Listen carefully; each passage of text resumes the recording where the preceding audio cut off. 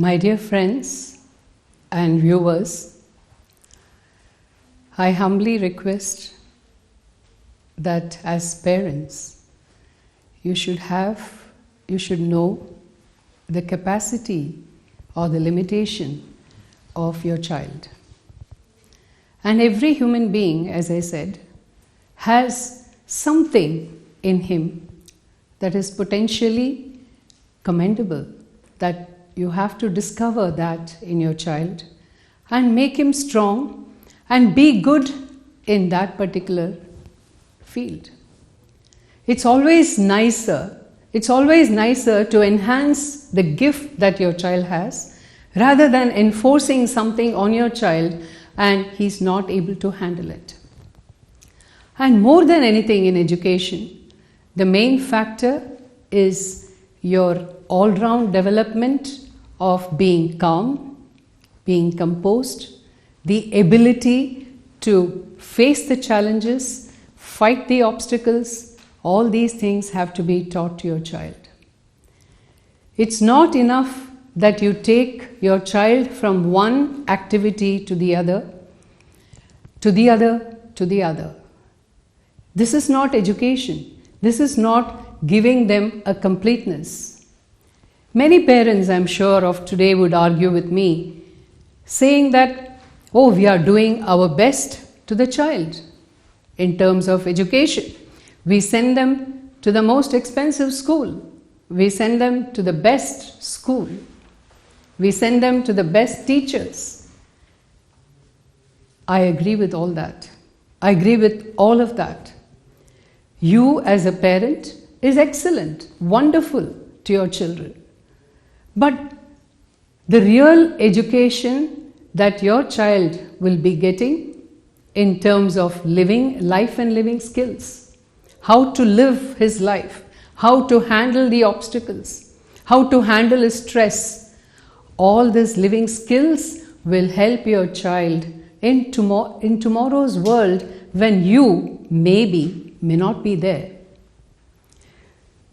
Education also has to make your child independent. It's not the dependency that makes your education. If there is dependency, there is always you're crippling the child emotionally. You have to make the child emotionally strong and capable. And when you want him to be a capable person, he automatically turns into a leader. My viewers, what we lack today is a commitment. And education is one field where without commitment and devotion, it is an impossible task. Be it a parent or a teacher or anyone. You have to qualify the child to be a leader. And when he goes and becomes a CEO of a company, we see in today's world that many CEOs have lots of problems, lots of confusion, a lot of conflicts in their lives. They have to manage stream of people below them. And they also have to manage themselves. And they also have to manage a family. How does a CEO work? He may have gone to the best school, gotten the best certificates, gotten the best degrees. But if he doesn't know the living skill or the life skills that is very much needed in today's world, it's going to be a rough road all the way for your child or for the CEO or for anybody. So the importance of education is enlightenment of your mind. What is that enlightenment of the mind that I'm talking about here?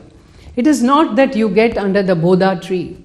It's not what you get in solitude. It's not what you get in Himalayas. The enlightenment of the mind, you get it right here, right in this world that you are living in. Because the whole world becomes your laboratory for you to experiment whatever you have studied, whatever you have qualified yourself for. You cannot hold the education in yourself and not impart it. First you have to experiment it in the world And what do I mean by experimenting it in the world? You face a situation. How do you handle that situation with confidence and with independence? When you handle it with confidence, that becomes a lesson for you. That is an education for you. And all the other information that you have carried in you're carrying in your mind enhances this living skills. It cannot be a skill by itself. It can only be an enhancer. The main education is your life and living skills.